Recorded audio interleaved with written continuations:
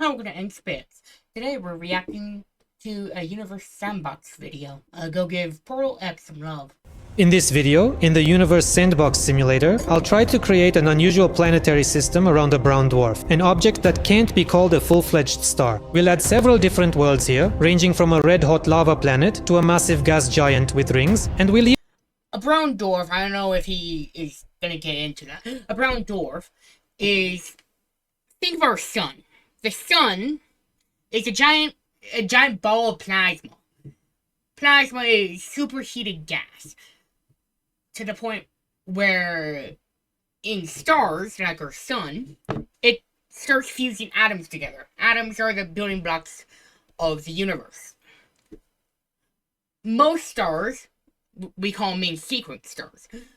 Most stars fuse hydrogen together into helium. That's what our sun is doing right now. That is the bare minimum for a star to be a star.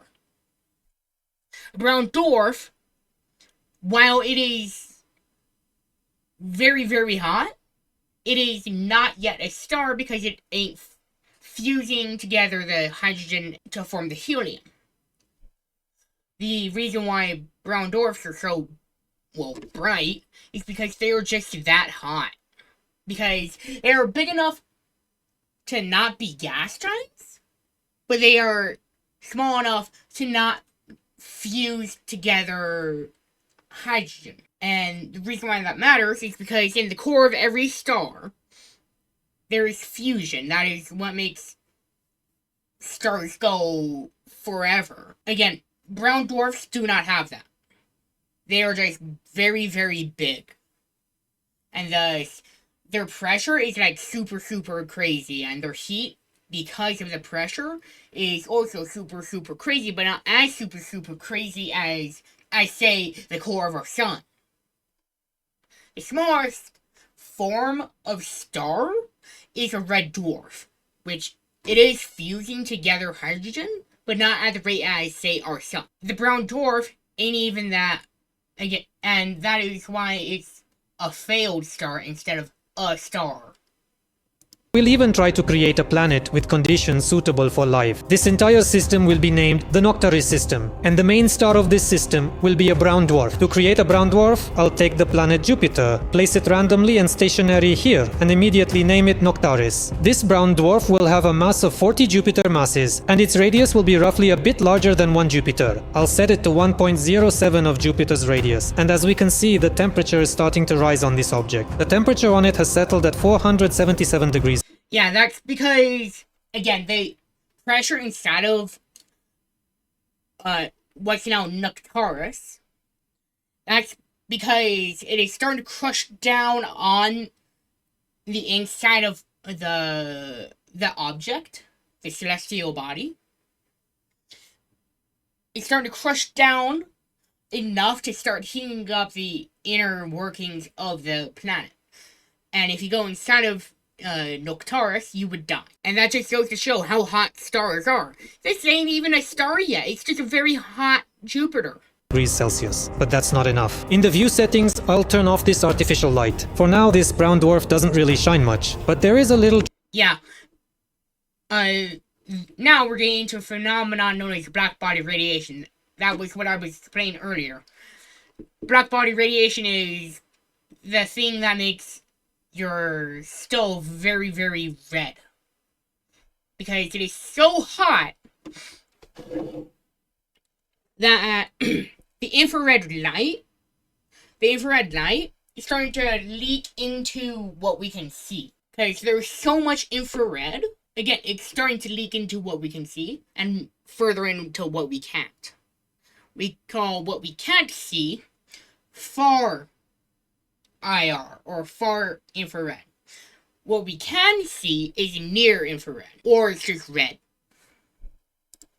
Little trick in this simulator. The age shown here is 4.6 billion years. If I set the age to, for example, 1 billion years, then the system will start to heat up. So the simulator thinks the object is younger, and it will be hotter. Something like that. And in the end, the temperature on this brown dwarf settled at 940... Now that's a brown dwarf. 45 degrees Celsius. And now I'll adjust its colors. I'll remove many colors here and add new ones, and you'll see how it changes. So in the end, I added these colors. I don't know if you noticed any major changes, but anyway, it had to be done. And I'll increase the rotation period on such an object from 9 hours to 15 hours. Now I'll start adding planets. There will be 5 planets in this system, and the first closest planet will orbit at a distance of 0.015 astronomical units. I'll name an AU, an astronomical unit, is the distance between our sun and Earth. So it is like not even 1% of that. That is how stupidly cold relatively, that's how stupid cold a Nectaris is compared to our sun. Because if we were 0.015 astronomical units away from the sun, we would be incinerated. However, being at 1 astronomical unit, that is what we would call the Goldilocks zone. Not too hot, not too cold. If we were to just a bit closer to the sun, we would boil alive. If we were too far away, we would freeze to death. Meanwhile, the Goldilocks zone, I'm talking to you right now. Name this planet Ignis. This planet will have a mass of 0.5 Earth masses, and so the radius turned out to be 0.83 of our planet's radius. The temperature on such a planet will be 427 degrees Celsius. And by the way, you can see how it's already become so molten. You can clearly see the brown dwarf here. It's very close to this planet. Next, I'll adjust the visual appearance of this planet. The low elevations on this planet will be lava. I'm applying this value, and now we have lava, so to speak. There you see right here, looking like some flowing liquid lava. And the middle elevations on this planet will be this exact color. And so the planet is already looking pretty good. I can also increase the contrast. Oh, look at that! I think I'll actually leave it at the maximum. It looks gorgeous that way. This planet will have a thin atmosphere composed of carbon dioxide. I'll set the value to 0.001 of Earth's atmosphere. And here, as you can see, the pressure value has turned out to be quite low. Fun fact about atmospheres. Venus's atmosphere is almost entirely carbon dioxide, and it is way more dense than Earth's. I think it's like 97% carbon dioxide. Meanwhile, Earth, I think it's like 0.1%. And we're already seeing what happens with 0.1%. So on Venus, where there is so much carbon dioxide that it is rare to not have carbon dioxide, the ground is literally lava. Lead melts on Venus. That is insane for lead. For anything, actually. The few satellites that we did send to Venus under the Venera program, thank you, Russia, they melted within minutes. That is how stupidly hot Venus is. And it's not the closest planet to the sun. It's just the atmosphere doing the job. Meanwhile, Earth, we're in the Goldilocks zone. And our atmosphere is not even 1% carbon dioxide. And if you track your climate, your average temperature for a few years, maybe a decade, you will see that it is going up. That's because we are putting more and more carbon dioxide into the atmosphere. And look at Venus again. It is almost entirely carbon dioxide, and carbon dioxide tends to inhale a bunch of heat. It punches way above its weight class. And since it inhales so much heat and exhales it back to the surface, it starts to heat up the surface. That's what we're seeing on Earth.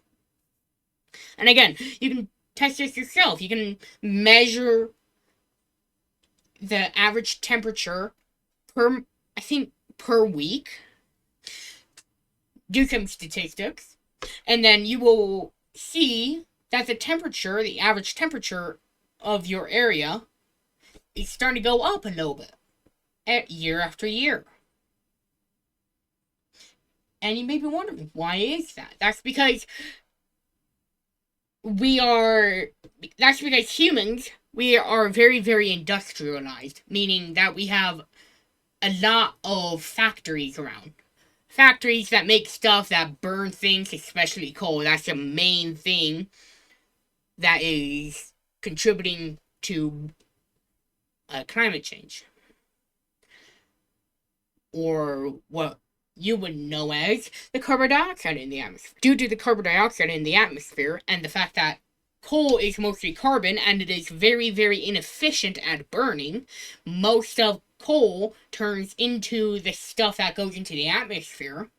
Because coal is very inefficient and we burn a lot of it, it will contribute to the carbon dioxide. Carbon dioxide, again, is very, very much a greenhouse gas. It acts as a greenhouse, it heats up the area. And that's why when you measure your temperature of your area, it will go up year after year. Back to the video. Anyway, also, if you like what I'm doing, remember to like, comment, subscribe.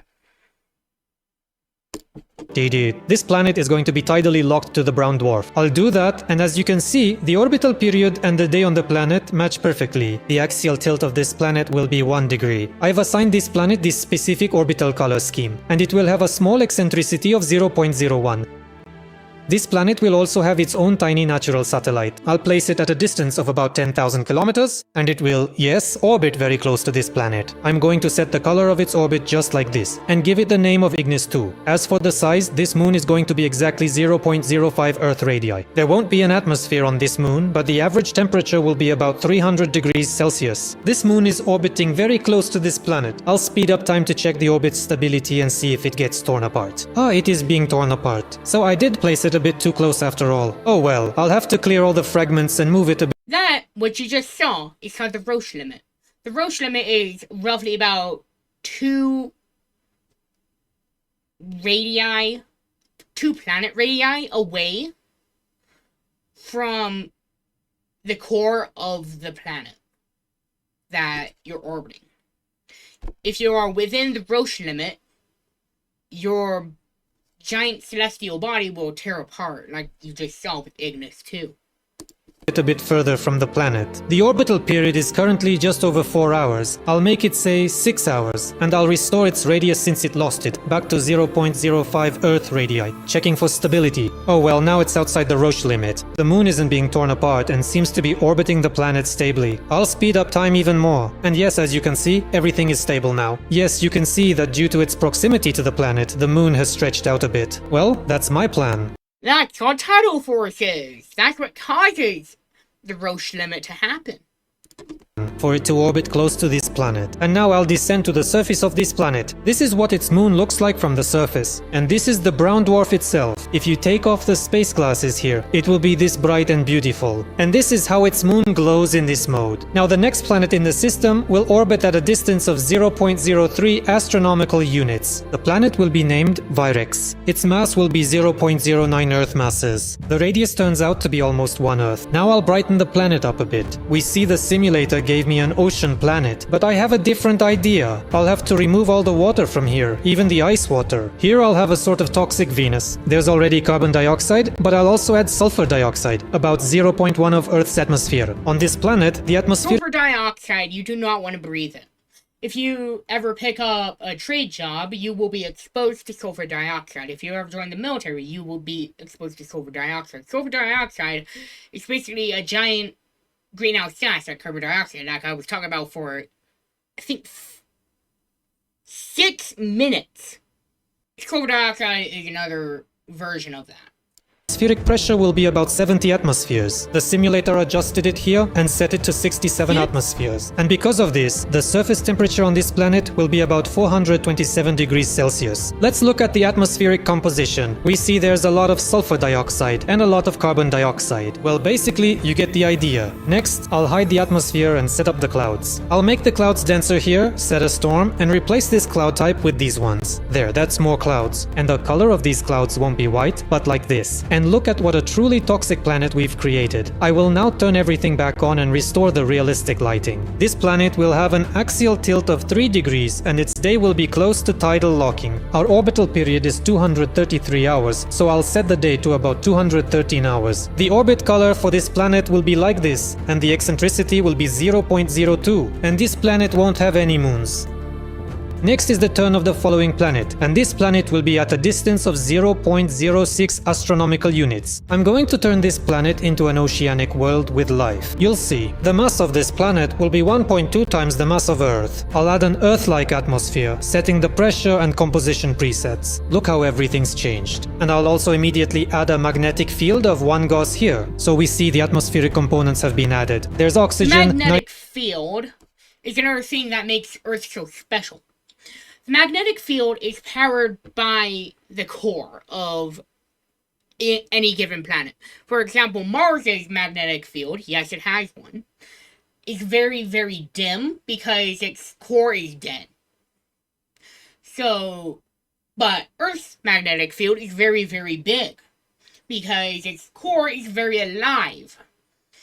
Basically, how the magnetic field works is there are magnets inside of the core. And the magnets, they are liquid. And they shift around. And think of like an electromagnet. If you wrap a wire around a metal thing and then you do electricity, you will get basically what Earth is doing naturally. Except Earth doesn't have electricity, it just has sheer momentum.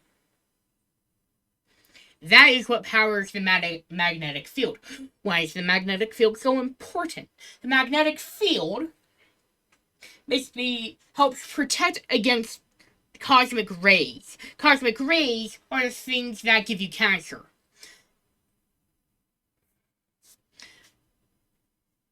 And it's safe to say that you don't want cancer. So, if you want a starting thing for basic life on any planet, you want a magnetic field. A good one. Or else all of your creatures get cancer. Nitrogen and other elements of Earth's atmosphere. The planet looks a bit dim due to the faint light from the brown dwarf, so I'll do this. The temperature on this planet will be about 15 degrees Celsius. Actually, let's go with something like 11 degrees. By the way, I turned on the vegetation and city lights display, and vegetation appeared instantly. Cool. And now I'll add water. Lots of water for this planet. There it is, appearing now. I need to flood roughly 80 or even 90% of the land. As you can see, it looks something like this at the moment. But Earth has about 70% of its surface is water. I don't really like the current height map, so I'll swap it out for a completely different one. Let's try planet 7 for example. Oh, that looks a bit better, and I'll adjust the sea level again. Oh, just take a look at that. Now that's much more like it. Let's leave it right about there for now. And look at how beautiful it turned out. It already looks quite good. But if we add some Earth-like atmospheric haze, it'll be even better. I also decided to change the ocean color. It'll be like this. And the color of the greenery too. And here's the result. What do you think? Now I'll turn on realistic lighting, and this is... It's too vibrant, in my opinion. Color of the greenery too. And here's the... It's too vibrant. I think the planet is too vibrant because on Earth we have slightly darker shades of blue and green. And I think that this planet could also use some deserts. And maybe even a pole. Here's the result. What do you think? Now I'll turn on realistic lighting, and this is how the planet looks. On this planet, a day will last 28 hours. The axial tilt will be 20 degrees, and the orbit color will be this. The eccentricity will be 0.005. You're probably wondering where the habitable zone is for this star. I'm turning it on, but unfortunately the simulator doesn't show the habitable zone for brown dwarfs. But just so you know, the habitable zone is roughly here, where our life-bearing planet is. Let's check the orbital stability of these 3 planets. As you can see, everything orbits stably. There are no issues. I'm back at the life-bearing planet and I'll add a moon to it. The moon will orbit at a distance of exactly 100,000 kilometers. I'll give this moon a white orbit immediately and officially name it Lyra. This moon will be approximately 0.25 times the radius of Earth. The temperature there will be about minus 40 degrees Celsius. It won't have an atmosphere, but I'll give it a slightly different terrain color, like this. I'll do this so we can get a good look at its surface. Our moon, Luna, is 200,000 kilometers away from the surface, from the center of Earth. And Lyra is about half of that. And we can crank the contrast to the maximum for a more varied surface. Well, it looks really quite good. I've brought back the realistic lighting. Let's take a look at this life-bearing planet, where we can see the night lights of the cities. Truly wonderful. And this is how the moon Lyra appears from right here. I'll descend to the surface of this life-bearing planet. This is the view of Lyra from the surface, and there's the brown dwarf Nectaris. But if you take off the cosmic glasses, the atmosphere seems to vanish. So, that is our view of the brown dwarf. Let's also take a moment to check the stability of the moon's orbit around this massive planet. I'll speed up the flow of time quite a bit. As you can see, the orbit fluctuates slightly, but it's basically stable and stays aligned with the parent planet's orbit. The orbit is just slightly elliptical. Well, that actually makes it all feel much more plausible. Next up is the fourth planet, and I'll place it at a distance of 0.12 astronomical units. This planet will be a mini-Neptune type, and I'll call it Caelum. The mass of this planet will be about 8 Earths. An atmosphere consisting of helium and hydrogen. Now I'll make it brighter. This is the preset the simulator gave me, but I'll change it and it'll have 3 different colors. The first color will be like this. I'll add 2 more right away, since I need 3 colors. The second color will be like this, and the third color will be like this. So basically, it'll be a mini-Neptune with shades of blue.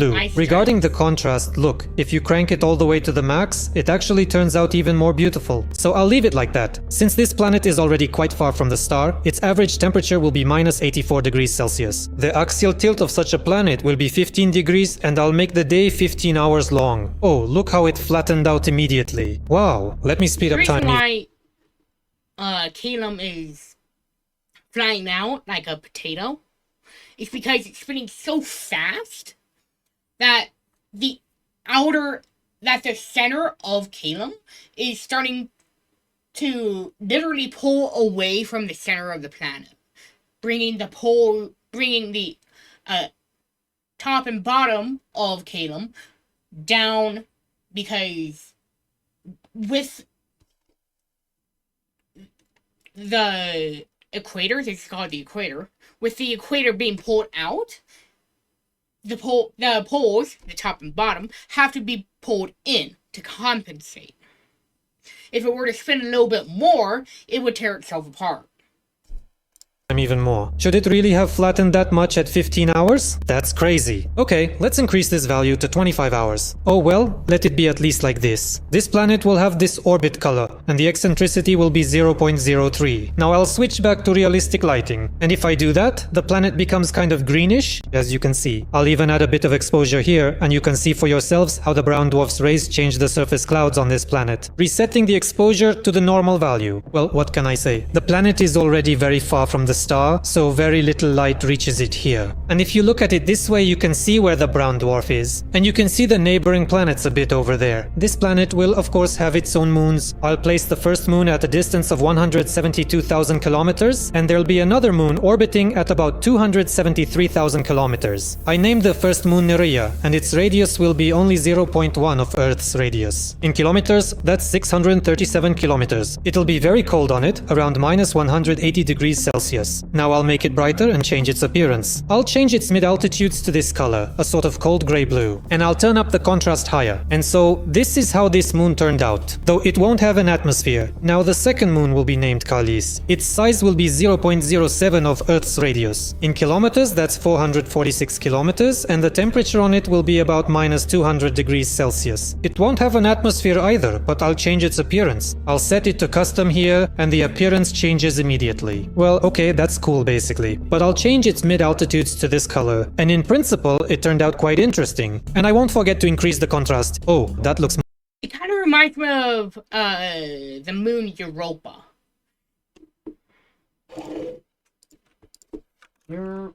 Europa.